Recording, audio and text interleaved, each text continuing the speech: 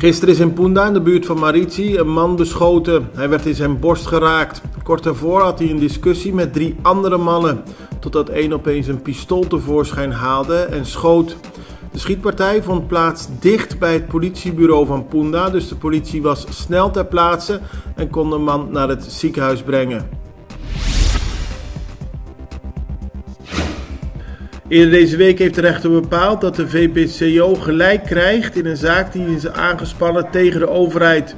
Het gaat om een zaak die is aangespannen in 2017 omdat de VPCO van mening is dat de subsidie die ze krijgen te laag is.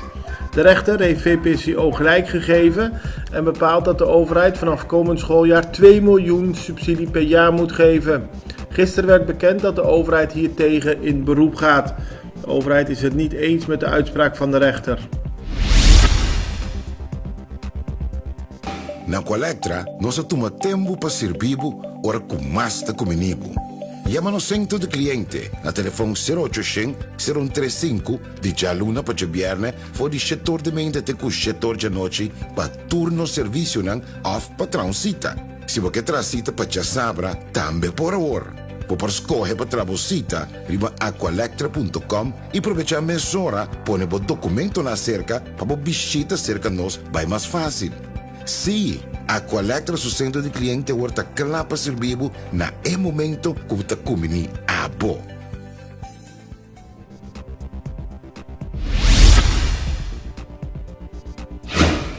De nieuwe voorzitter van het College Financieel Toezicht, mevrouw Liedewijde Ongering, heeft gisteren in haar eerste persconferentie aangegeven dat Curaçao een goede uitgangspositie heeft om meerjarige overschotten op de begroting te realiseren. Dat is vooral een gevolg van het project ter verhoging van de belastinginkomsten van minister Silvania. Tegelijkertijd zegt Ongering dat er nog grote zorgen zijn over de hoge kosten van geneesmiddelen op Curaçao en de jaarlijks toenemende schuld van het Curaçao Medical Center.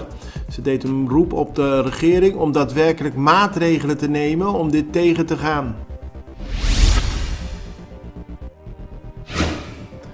Al jarenlang vindt er een juridische strijd plaats tussen de Centrale Bank van Curaçao en Sint Maarten en de voormalige directeuren van Enia. De oud-bestuurders van de Curaçaose Verzekeringsmaatschappij hebben nu een tweede internationale claim neergelegd. Het betreft een claim namens Abdallah Androuis, oud-directeur van Enia, en bedraagt $130 miljoen en is gericht tegen het Koninkrijk der Nederlanden.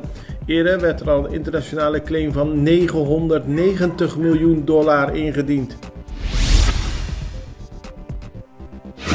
Gisteren vond de proforma-zitting plaats van een moord die is gepleegd op 29 september vorig jaar in de Pampano-straat in Maripompoen.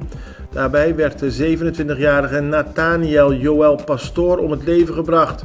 Volgens het Openbaar Ministerie is dat gedaan door Edion Laurens van 24 jaar.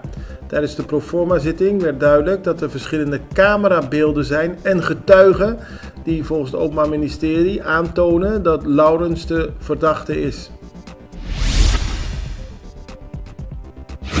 Minister van Onderwijs Sitré van Heijdhoorn heeft gisteren uitleg gegeven over zijn tijdelijke regeling bevordering onderwijzend personeel. Daarmee komt volgens hem een einde aan de discussie over de vergoeding van A, B en C docenten. Hij betreurt het dat het plan al meteen veel kritiek heeft gekregen. Volgens hem is dit de oplossing waar veel docenten al lang naar uitkijken. De bekende activist Koen Koeman, die samen met zijn organisatie Strijd tegen de Vervuiling op Curaçao en vaak schoonmaakacties organiseert, gaat nu een project beginnen met het betalen van statiegeld voor blikjes en plastic flessen. 25 februari tussen 11 en 1 bij restaurant Bali op Grote Berg kunnen mensen langskomen om de blikjes en plastic flessen in te dienen en daarvoor krijgen ze geld. De komende periode zal er meer duidelijkheid komen over de actie. Nieuwe voorzitter van het College Financieel Toezicht, welkom. We hebben de eerste persconferentie gehad. Voor u was het de eerste keer. U noemde een paar punten die belangrijk zijn. Onder meer het voorspoedig herstel dat Curaçao nu kent. Hoe bijzonder is dat herstel nu na de coronaperiode? Ja, wat we zien is dat het toerisme enorm groeit nu op Curaçao. En eigenlijk al de cijfers van 2019, van voor corona, overtreft met En dat is dus echt heel erg goed nieuws. Omdat dat natuurlijk ook enorm helpt om weer een boost aan de economie te geven op het land.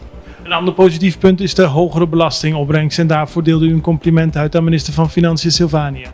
Ja, minister Silvania heeft enorm zich ingezet om die belastingopbrengsten daadwerkelijk groter te maken. En heeft daar echt heel strak op gestuurd naar zijn organisatie. En met succes. Meneer Grades, die zei in eerste instantie nog van ja, dat is wellicht eenmalig een mooie opsteken. Maar eigenlijk betekent het toch wel iets goeds voor onze begroting. Dat is absoluut zo, want onze inschatting is dat die extra belastinginkomsten ook in belangrijke mate een structureel karakter hebben. Dus dat betekent dat ze ook de komende jaren weer gaan terugkomen. Dan zijn er een paar zorgen die ook al bij uw voorganger leefden, die u nu ook noemde. De geneesmiddelen, er gaat heel veel geld uit. Er is een taskforce opgericht, er zijn rapporten gesteld om dat te veranderen. Maar nu toe blijken die veranderingen niet doorgevoerd te worden. Hoe belangrijk is het dat dat daadwerkelijk gebeurt? Het zijn omvangrijke kostenposten en het is dus belangrijk dat dat echt ook wordt gerealiseerd. En vooral ook omdat daarbij de kwaliteit van zorg voor de inwoners van dit land niet omlaag hoeft te gaan. Als je specifieke dure geneesmiddelen weet te vervangen door generieke goedkope geneesmiddelen die dezelfde werkzaamheid hebben, dan is dat gewoon goed nieuws aan vele kanten. Denkt u dat dat een reden is dat het niet gebeurt, omdat de bewoners bang zijn dat de zorg minder wordt? Nou, wat ik denk is dat er in de hele systematiek van verstrekking van geneesmiddelen natuurlijk partijen zijn die bepaalde belangen hebben. En dat dat veel meer een rol is waardoor de zaken belemmerd worden. Dus dan gaat het eigenlijk om politieke wil om dat te veranderen? Nou ja, en ook wel doorzettingskracht. Want die partijen, dat kun je ook vanuit hun invalshoek goed begrijpen. Die hebben daar belang bij dat dingen blijven zoals ze op dit moment geregeld zijn. Maar ik denk dat voor de bevolking hier in het land het echt belangrijk is dat daar nu een doorbraak komen. Zo, een ander punt. Ik zeg goed zo, omdat ik hoop dat het daadwerkelijk opgepakt gaat worden. Een ander punt is ons ziekenhuis. We hebben een prachtig ziekenhuis, maar de schuld loopt elk jaar op. Volgens mij noemde u een bedrag van 50 miljoen per jaar wat erbij komt. Hoe kunnen we dat omdraaien?